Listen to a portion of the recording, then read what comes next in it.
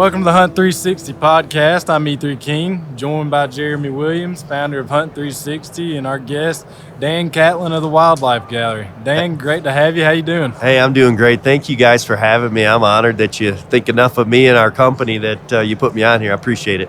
Yeah. Oh man, we're super excited to have you. I mean, you're like one of our go-to guys. Every time we come to the show, we want to go by and shake your hand and say, hey.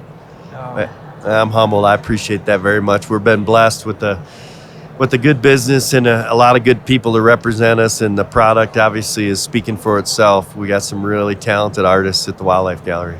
Oh yes, definitely. Those that mount you have, that brown bear grizzly mount up there that Mark Peterson's got. Oh my goodness, that water scene is unbelievable. Yeah, that's another one of those Frank Neumeier masterpieces, I call him. Frank's been in the industry since Moby Dick was a minnow, so I don't know if anybody can remember taxidermy earlier than Frank. And if you want to go on to YouTube and Google his name, and you'll see that we've got a pretty good 50 anniversary type video of him. He won the Lifetime Achievement Award with the World Taxidermy Championship. So Frank is not just a great artist and employee of the Wildlife Gallery, he's just a great friend and a great person to know. And I'm blessed that I was part of the Wildlife Gallery, part of the decision making of buying his business and putting him on our team. Well, that's awesome. So I want to get back to like your roots. What got you into the wildlife? I mean, what got you into taxidermy, and where did you come from? That's a great question. I'm asked that quite often, and I think so. I'm a career law enforcement guy. That's what I started. I'm actually not a career law enforcement guy anymore, but I was really interested in hunting, obviously, as a young man. But I got into the police world. And after my military service and getting in the police department, I was looking for an outlet for all the stress of that job and the day-to-day dealing with negative things, looking for positive things. And because I've always loved hunting and I always had an interest in the taxidermy art, just whitetail deer, I think that's where most taxidermists come from. I just started seeking myself. So basically, just like everything else I've done in life, I set a goal, I just chase it and find a way to get there. And there's not the way of anything, there's a way of everything. So my A way was get online when it was first starting and finding books and teaching myself, and then ran into a really good guy. Jim Hicks is his name, who now works in kind of weird, but he works for me at the Wildlife Gallery because I'm a partner in the Wildlife Gallery. So Jim introduced me to Brad Eldred, who's the founder of the Wildlife Gallery. Yep. And the long and short of it is I had enough years in the police force and with my military service to vest my pension and not lose it, and step away early and go into the taxidermy business with the Wildlife Gallery. So, and it doesn't hurt that my wife's a taxidermist of 30 years herself, Charlotte. So I just learned something. I didn't know she was a taxidermist. She'd been doing it. Well, now she's been doing it 30 years. So she was a taxidermist in Iowa, and that's where I met her. And then, so we joined the Wildlife Gallery team, and I was a taxidermist. Both of us were to start. Well, it kind of morphed into us becoming partners of the business and then becoming the marketing and sales part of the business a lot on the front lines of selling our brand. Yeah. Well, you're doing a very good job. Well, thank you. Appreciate that. Your Facebook posts, Instagram's top-notch every time I see you post, And your hunting trips, I mean, you're always off doing great adventures, and it's entertaining to watch it all come together. Well, I appreciate that. I think as part of taxidermy, obviously you have to have global hunting. To be a successful taxidermist, you've got to work with the end user for your business, which is a hunter. And outfitters are your best resource for these hunters to get new hunters all the time, because you're going to get a collection of those hunters that send you everything, and then you need a collection of hunters that send you stuff when they go to a certain outfit because that outfitter sends it to you. So I've become more of the global marketing and sales vice president of the business than anything, because I'm the guy on the front line that's with outfitters and hunters that's fueling our business. So, and that's kind of how it spun into the experience with Jason Price, and that started our partnership together through that industry of the hunting and the outfitter part of it, and obviously doing the marketing, and that's where the match came. The experience is another great just another great opportunity to highlight not only your company, you as well, and just the videos you're producing they're not fake. I mean, they just it's just real core and clean, and just great content to watch.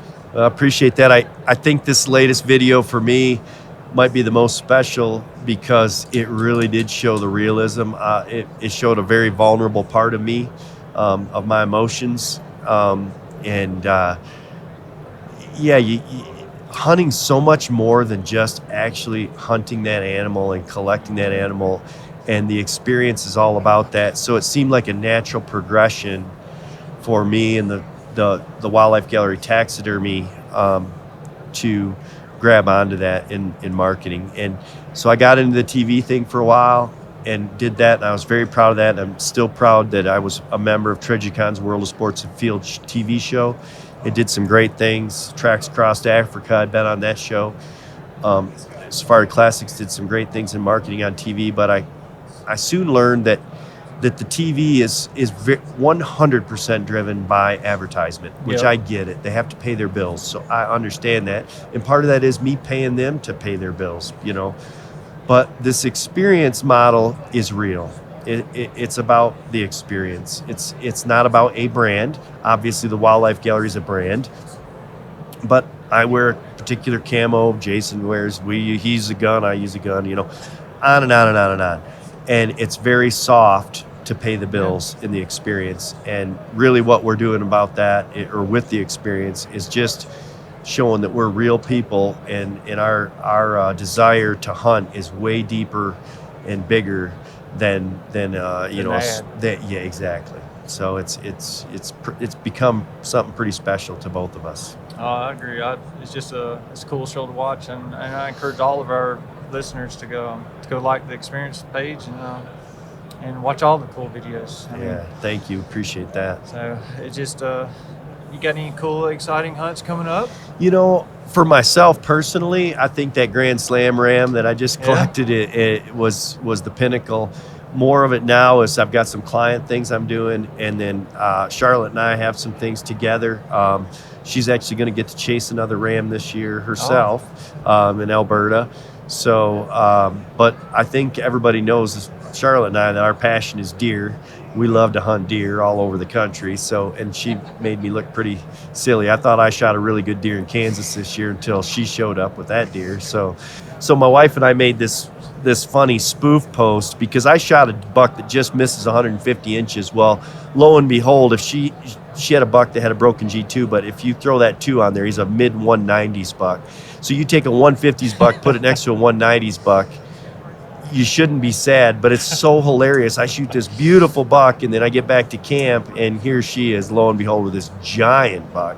Yeah. And so we just had to do that the next morning after we caped him out and cut the antlers. So I'm sitting in the bed of the pickup, all depressed looking, and she's got this big, I don't know if I can say it, shit-eating grin, I'm saying it, on her face, holding her great big monster. I'm like, get away, But we love to razz each other about the size of the trophy when we really know it doesn't really mean anything. It's just fun to play with each other with it. So we love deer hunting. It was fun hearing her tell the story of it earlier. She told me the story about that deal earlier. Oh, yeah. Hey, man, oh my goodness, she has a passion too about shooting those deer. Oh yeah, she is an Iowa girl, so that's where she's originally from. So she grew up with big whitetails. I moved her to Michigan, and she understands the difference now. And obviously you got to get more excited about finding 130, 140-inch deer in Michigan. That's what gets your blood going instead of 160 to 180-inch deer in Iowa. So I can tell you this, that girl, she's got the patience of Job when it comes to deer hunting. We've been to Canada, and she shot some good bucks there, but one particular time that she didn't kill a buck comes to mind because we had one day left to hunt. They put her in a tree stand. We were with an outfitter up there in Ontario, and this particular spot had no blind, so it wasn't a shack. It was an absolute tree stand. But they showed her a picture of a trail cam buck that has been in there eating on that food that they put out. She sat in there, and I told her I'd come at noon and check on her, and I had my radio. She had her radio. And the other guy was a police officer friend of mine. He's still on the force. And he came out at noon. He was, Okay, I'm done. And she's like, no, I'm staying. And it was snowing, sleeting, raining. She had no cover other than her, her hunting clothes. When she came out of there, she was like an icicle, frozen. Waiting for that buck. Waiting for that buck. Did the buck show up? Nope. A littler one showed up. Most people just shoot the littler one to get out of there. And she's like, nah, I wasn't big enough. I didn't shoot it. And she went home without a deer. So that girl is a deer hunter. I probably shot that buck and drug him out just to get out of there, but she didn't do it. So That's cool. That's yeah. Cool. Well, it's an honor to sit here and talk to you and hear about all the cool things you got going on. I mean, like I said, E3, we always we try to take our time to see you every show because we respect what you got going on and like to associate with you. Well, we appreciate it very much. We like to see you come by. I know we see you at every show, and it's an honor that you guys follow us. And I'm looking forward to seeing what happens with the Hunt360. I think this is going to be something you guys are going to do some good things with, some big things. So I appreciate it. It means a lot. It's very exciting for me and E3 because we work, every day. We sleep, eat, and dream it, But it's coming along quite good. It's just you can't make things happen fast enough. Well, that's just part of it. I think that's like business. I've heard a lot of people in business say it's an overnight success 25 years after you start. Right. That 25-year overnight. It's amazing how much work it does take to be successful in your own deal. I can understand all the sacrifice. Oh yeah, the sacrifice is but at the end, it will be well worth it. Oh yeah, absolutely. There's nothing worth having that it isn't worth waiting for and working hard for. I agree. Well, and we're sitting here at the table with the wildlife gallery right now, so we're moving up a little bit, bit by bit. I don't know. I think when you were sitting at the table here with Jason Price, you were moved up. Now you took a step down because, Jason Price, he's kind of one of those guys that, he's a legendary guy. I hope he listens to this so he can get this part. So, Jason really sort of downplays, but oh man, Jason is a great character. He's a great person. From what I can tell. He just the excitement in his eyes when he starts talking. It's like he's just glowing with Yeah, he's an ambassador for sure for hunting and for this outdoor industry. There's no question. And he likes to downplay everything, but he's pretty much the man. Chasing Price. Yep. Everybody's chasing Price. We have that hashtag chasing Price. He does hashtag chasing Catlin. Well, he's full of himself. We're all chasing Price. I'm going to start using that hashtag. That's right. Hashtag chasing Price. Just make sure you listeners out there that when you make a post, you hashtag chasing Price. That's PRICE. Well, it's good having you here, Dan, and we look forward to growing with you here on Hunt360. Awesome. Thanks for having me, guys. I appreciate it very much. Thank you.